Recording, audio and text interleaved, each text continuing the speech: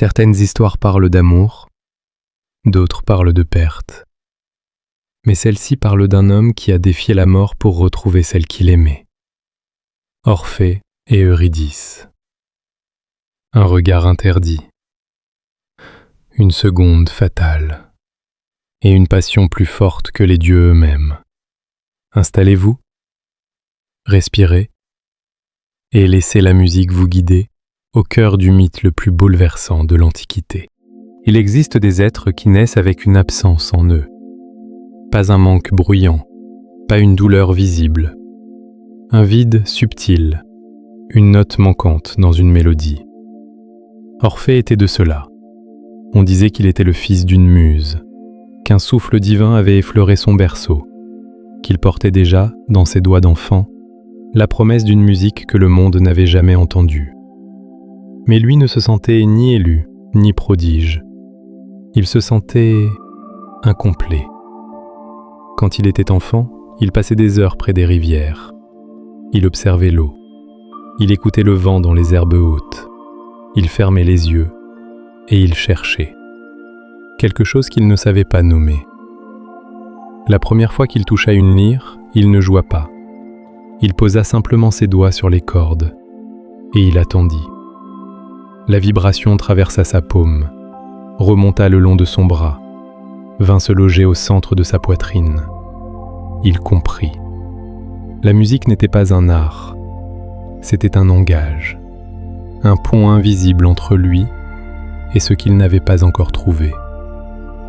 Les années passèrent, Orphée grandit, sa musique aussi. On venait de loin pour l'écouter.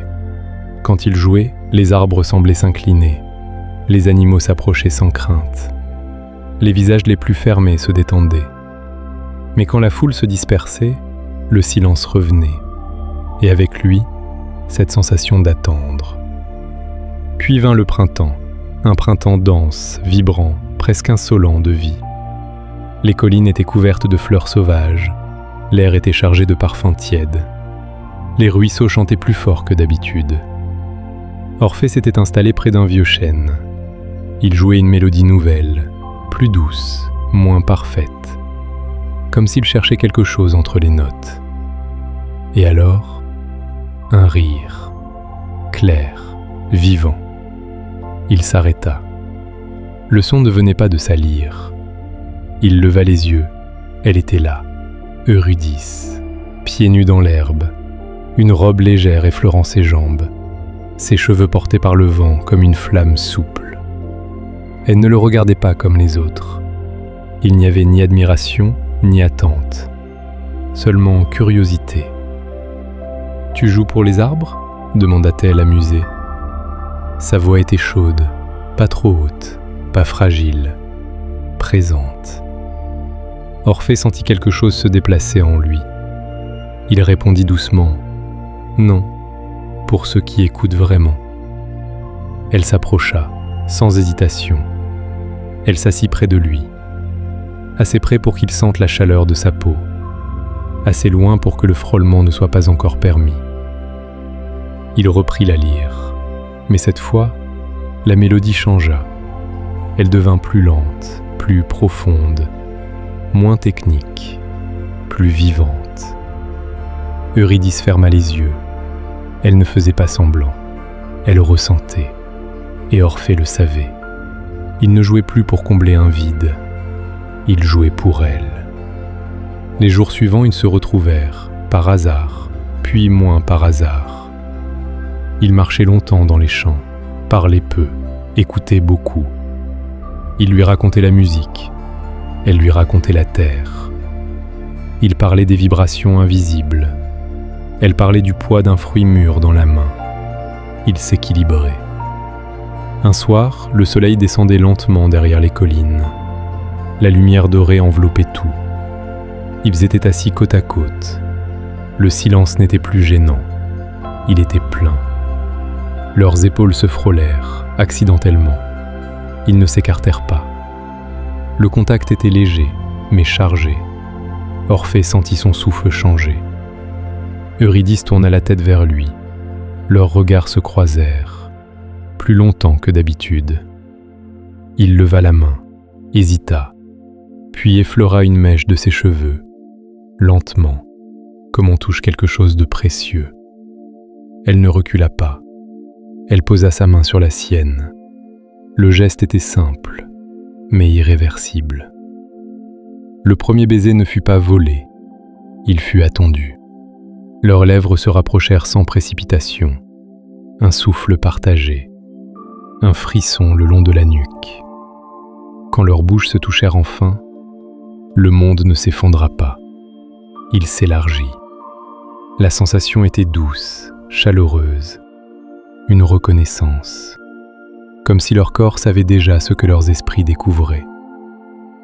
L'amour ne surgit pas comme une tempête, il s'installa, dans les doigts qui s'entrelacent, dans les regards prolongés, dans les silences partagés. Une nuit, sous la lune basse, ils s'éloignèrent des sentiers connus. Ils trouvèrent une clairière, l'herbe encore tiède du jour, le ciel immense au-dessus. Orphée posa sa lyre à côté de lui. Pour la première fois, il n'avait pas besoin de musique. Eurydice s'approcha. Elle posa sa main contre sa poitrine. « Ton cœur bat plus fort quand tu me regardes », murmura-t-elle. Il sourit. Il a enfin trouvé son rythme. Leurs vêtements glissèrent lentement, sans urgence, sans conquête. Chaque geste était attentif. Orphée traça le contour de ses épaules, de son dos, de ses hanches, comme s'il dessinait une œuvre vivante. Eurydice ferma les yeux. Son souffle devint plus profond. Elle guida sa main, non pour se donner, mais pour s'ouvrir. Leurs corps se découvrirent avec une lenteur presque sacrée. La peau contre la peau, la chaleur partagée, le frisson qui naît du simple contact. Quand ils s'unirent pleinement, ce ne fut pas un feu violent, ce fut une braise constante, une fusion.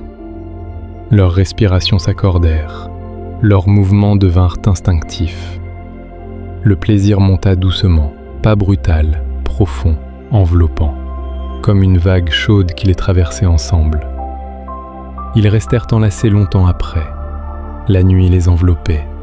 Eurydice posa sa tête contre lui. « Si je devais disparaître un jour ?» murmura-t-elle.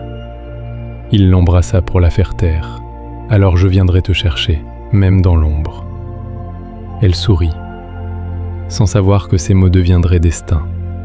Il ne savait pas encore que le bonheur attire parfois le regard des dieux, que le printemps ne dure pas toujours, mais en cet instant, ils étaient complets. Deux êtres, une respiration, un accord parfait, et pour la première fois, le vide en Orphée avait disparu. Mais les mythes ne laissent jamais l'amour tranquille, et déjà, dans l'herbe haute, quelque chose rampait, silencieusement. Le bonheur a parfois une fragilité presque insolente, comme s'il savait qu'il n'est qu'un instant suspendu. Les jours qui suivirent cette nuit sous la lune furent lumineux, trop lumineux. Eurydice riait facilement, Orphée jouait moins souvent, il préférait écouter le son de sa respiration quand elle dormait. Il vivait dans cette douceur simple des amours qui ne doutent pas encore. Mais les mythes, eux, ne dorment jamais. Ce matin-là, Eurydice marchait seule. Le soleil était haut, l'air chaud. L'herbe ondulait doucement sous le vent. Elle pensait à lui, à la façon dont ses doigts traçaient des lignes invisibles sur sa peau, à la promesse murmurée dans l'obscurité. Elle souriait. Elle ne vit pas le serpent. Il était là, silencieux, lové dans l'herbe tiède. La morsure fut rapide, un choc, bref, un éclair brûlant dans sa cheville. Elle chancela, le monde se mit à tourner, son souffle se fit court. Elle posa la main au sol, la terre était encore chaude. Puis, le froid. Pas brutal, insidieux. Il remonta le long de sa jambe, vers son cœur, vers sa lumière. Quand Orphée arriva, il comprit avant même de la voir. Le silence avait changé. Il y a des silences qui ne ressemblent à rien d'autre. Il la trouva allongée dans l'herbe, ses cheveux éparpillés comme une couronne sauvage. Il tomba à genoux, ses mains tremblaient. Il chercha son pouls, sa chaleur, sa voix. Eurydice. Mais son nom resta suspendu dans l'air. Elle ouvrit les yeux une dernière fois, un regard limpide, sans peur, presque apaisé. Ses doigts effleurèrent son visage, puis tombèrent. Il la prit dans ses bras. Il sentit encore la tiédeur de sa peau, mais elle s'éloignait, comme une marée qui se retire. Il posa son front contre le sien. Son souffle se brisa. Il ne cria pas. Le cri était trop petit pour ce qui se passait. Il posa sa lyre contre sa poitrine, et il joua. Ce n'était plus une mélodie, c'était une supplication. Les notes vibraient dans l'air chaud, elles tremblaient, elles cherchaient. Mais aucune musique ne peut retenir une âme appelée ailleurs. Il sentit le moment précis, l'instant où elle n'était plus là. Son corps restait, mais la présence, la chaleur invisible, avait disparu. Il resta longtemps immobile. Le monde autour de lui continuait. Les insectes, le vent, le soleil, tout paraissait indécent. Comment la vie osait-elle continuer? Il ne pleura pas immédiatement. Il se leva, il la déposa doucement, comme on dépose un trésor fragile. Puis il prit sa lyre. Il marcha, sans demander conseil, sans chercher de consolation. Il savait déjà ce qu'il allait faire. Il descendrait. Les anciens parlaient d'une fissure dans la terre, un passage, un lieu où l'air devenait plus froid, plus dense, plus ancien. Orphée le trouva au crépuscule, une grotte béante, respirant ombre. Il s'arrêta à l'entrée. Son cœur battait fort, non de peur, mais de détermination. Je viendrai te chercher, même dans l'ombre. Il entra. L'air changea immédiatement, plus lourd, plus humide. Les sons se faisaient lointains. Il descendait lentement. Chaque pas l'éloignait du soleil. Les ombres semblaient bouger. Des murmures flottaient autour de lui. Les âmes, celles qui n'ont plus de corps. Elle l'observait, un vivant parmi les morts. Cerbère apparut, immense, 3 têtes, 3 souffles brûlants, un grondement profond. Orphée ne recula pas. Il posa ses doigts sur les cordes et il joua. Une musique dépouillée, nue. Une mélodie née du manque, du souvenir de sa peau, du poids de son corps dans ses bras, du souffle partagé. Le monstre se tut. Ses yeux se fermèrent lentement. Le passage s'ouvrit. Le palais d'ombre était vaste, froid, silencieux. Hadès siégeait immobile, Perséphone à ses côtés. Orphée ne parla pas, il joua. Chaque note portait l'écho de leur nuit sous la lune. Chaque vibration murmurait « Je ne demande pas la gloire, je ne demande pas la vie éternelle, je demande celle que j'aime. » Perséphone détourna le regard. Même Hadès sentit le poids de cet amour. Un silence épais suivit la dernière note. Puis la voix grave du dieu résonna. « Tu peux la ramener. » Le monde sembla suspendu. Mais à une condition. Orphée releva les yeux. « Tu marcheras devant elle, elle te suivra. Et tu ne te retourneras pas avant d'avoir quitté mon royaume. » S'il le faisait, elle disparaîtrait pour toujours. Orphée n'hésita pas. Il accepta. Il sentit une présence derrière lui, subtile, froide, mais réelle. Eurydice. Il ne la voyait pas, mais il la sentait. Ils commencèrent à marcher, lentement, dans l'obscurité. Le chemin vers la lumière paraissait interminable. Le silence devenait plus lourd à chaque pas. Il voulait entendre son souffle, sentir sa chaleur, mais il n'y avait que l'écho de ses propres pas. Et derrière, peut-être les siens, ou peut-être rien. Le doute s'insinua, subtil, cruel. Et s'il avait été trompé? Et si elle ne le suivait pas? Et si tout cela n'était qu'une illusion? La lumière apparut au loin, faible, mais réelle. Encore quelques pas, encore quelques battements de cœur. Il sentit la frontière, l'air changeait, plus léger, plus chaud. Il n'avait plus qu'un instant à tenir, un seul. Mais l'amour, parfois, veut voir, veut confirmer, veut s'assurer. Et ce désir-là peut être plus fort que la peur. Il ne restait que quelques pas seulement. La lumière devant lui n'était plus une promesse lointaine. Elle dessinait déjà les contours du monde des vivants. Orphée avançait. Chaque pas résonnait contre la pierre. Derrière lui, rien. Ou presque rien. C'était cela le plus cruel. Il ne pouvait pas entendre son souffle. Il ne pouvait pas sentir la chaleur de sa peau. Il ne percevait qu'un frémissement, une présence fragile, comme un souvenir qui marche. Le silence des enfers n'est pas vide, il est plein de doutes. Chaque seconde étire le temps. Chaque battement de cœur devient un abîme. Orphée pensa à sa peau sous la lune, à ses doigts sur sa poitrine, à la chaleur de son corps contre le sien. Était-elle vraiment là? Ou était-ce son désir qui inventait des pas derrière lui? Il voulut parler, prononcer son nom. Mais Hadès avait été clair. Aucun mot, aucun regard, aucune certitude. Seulement la foi. Orphée avait défié la mort. Mais pouvait-il défier le doute? Ils approchaient de la frontière. La lumière devenait plus intense. Il sentait déjà la chaleur du monde vivant sur sa peau. Encore un pas, encore deux. Il pouvait presque respirer l'air libre. Alors le doute devint insupportable. Il n'était plus une pensée, il était une brûlure. Et si elle n'était pas là? Et si tout cela n'était qu'une cruauté divine? Et s'il sortait seul, pour toujours? L'amour veut croire, mais l'amour veut aussi voir. Orphée sentit son cœur cogner contre ses côtes. Il ne pouvait plus supporter l'ignorance. Il voulait son regard, il voulait la confirmation, il voulait la vérité, même si elle le détruisait.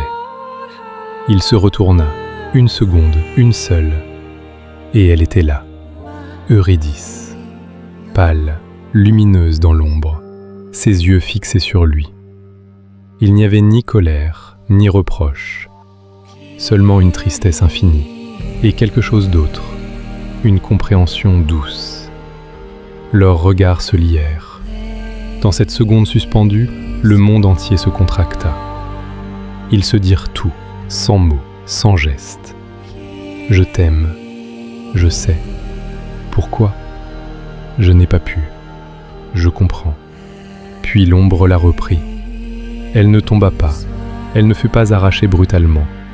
Elle se dissipa, comme une brume au lever du jour. Ses doigts tentèrent de se tendre vers lui, mais déjà, il devenait lumière, puis poussière, puis rien. Orphée, sa voix fut à peine un souffle, puis le silence, absolu. La lumière du monde vivant baignait son visage, mais derrière lui, il n'y avait plus que l'obscurité. Il venait de perdre Eurydice, une seconde fois. Et cette fois, c'était par sa propre main. Il resta immobile, le corps tourné vers la sortie, le cœur vers l'ombre. Il comprit alors quelque chose de terrible. Il ne l'avait pas perdu parce qu'il l'aimait trop. Il l'avait perdu parce qu'il était humain. Le doute fait partie de la chair, même chez ceux qui défient les dieux. Il tomba à genoux, pas dans les enfers, mais à la frontière, dans cet espace cruel entre deux mondes. Il voulut redescendre, courir, crier, supplier, mais les portes s'étaient fermées.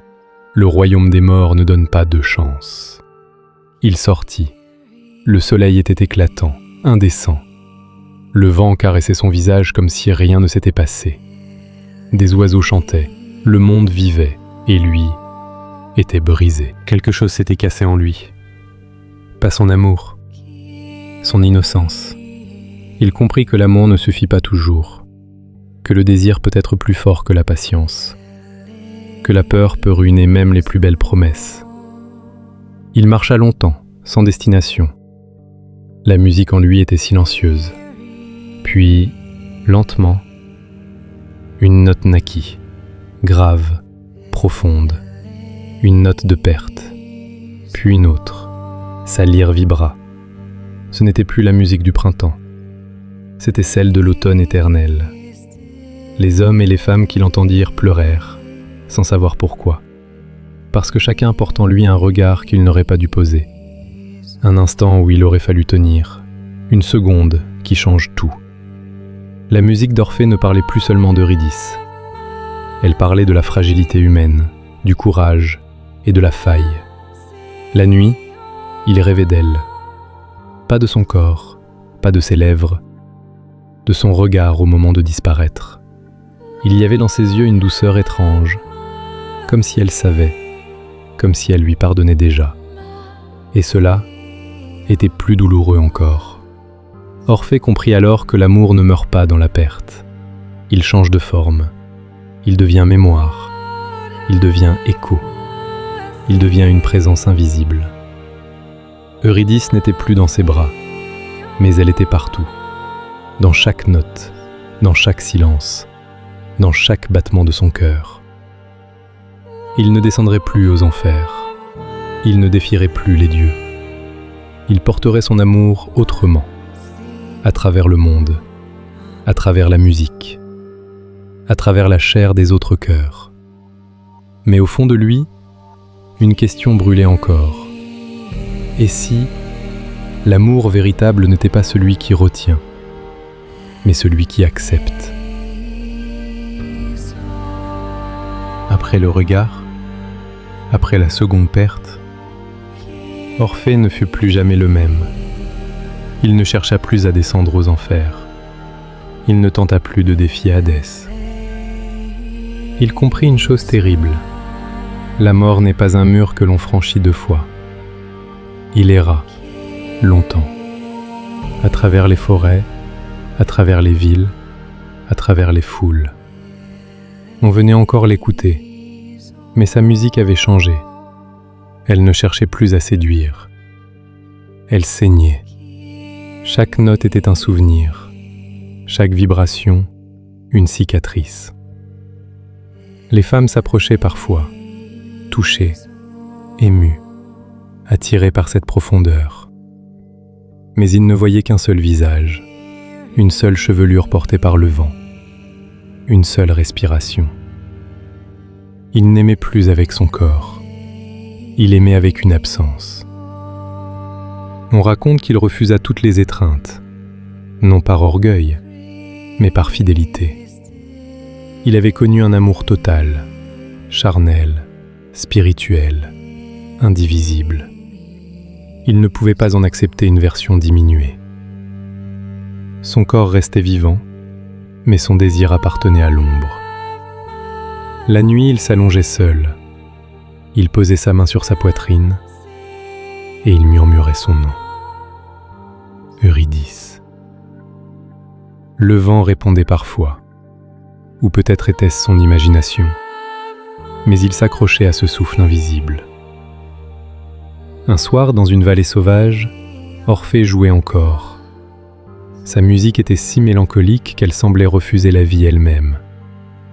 Des bacchantes, femmes en transe, ivres de vin et de fureur, l'entendirent. Elle n'aimait pas la tristesse. Elle n'aimait pas les hommes qui refusaient leur corps. Elle voyait dans son refus une insulte, une provocation. Elles l'encerclèrent. Leurs cris déchiraient l'air, leurs pieds frappaient la terre. Orphée continua de jouer, même quand la première pierre fut lancée, même quand la douleur traversa son épaule, même quand le sang coula le long de sa tempe. Sa musique ne devint pas supplication, elle devint adieu. Elles se jetèrent sur lui, la fureur aveugle, le corps fragile, la violence brute contre la douceur infinie. Orphée ne résista pas, il ne chercha pas à fuir. Il ferma les yeux, et dans la douleur, il pensa à elle, à la clairière, à la lune, à son regard au moment de disparaître. Son corps fut déchiré, son sang imprégna la terre, sa lyre tomba près du fleuve. Mais on dit que sa tête, arrachée, continua de chanter en dérivant sur l'eau. Eurydice, Eurydice, jusqu'à ce que la mer elle-même recueille son chant. La mort ne fut pas un choc, elle fut une traversée. Orphée sentit son poids s'alléger, sa douleur se dissoudre. Il marcha dans un espace sans horizon, sans lumière, sans ombre. Puis, une présence, familiarité, respiration. Il leva les yeux, elle était là, pas pâle, pas fragile, pas arrachée, entière. Eurydice ne parla pas. Elle s'approcha. Elle posa sa main sur son visage. Cette fois, il pouvait la regarder, sans condition, sans interdit, sans peur. Il tomba à genoux, non de douleur, de soulagement. « Je me suis retourné », murmura-t-il. Elle sourit. « Je sais. » Il baissa la tête. « Je t'ai perdu. » Elle effleura ses lèvres. « Tu m'as aimé ?» Dans cet espace hors du temps, ils ne marchaient plus l'un devant l'autre. Ils marchaient côte à côte. La mort n'était plus une frontière. Elle était une porte. Mais leur réunion n'était pas triomphante. Elle était grave. Parce que l'amour ne les avait pas épargnés. Il les avait transformés. Ils savaient désormais que la passion ne protège pas de la fragilité, que le désir peut détruire ce qu'il adore, que l'humain vacille toujours entre foi et doute.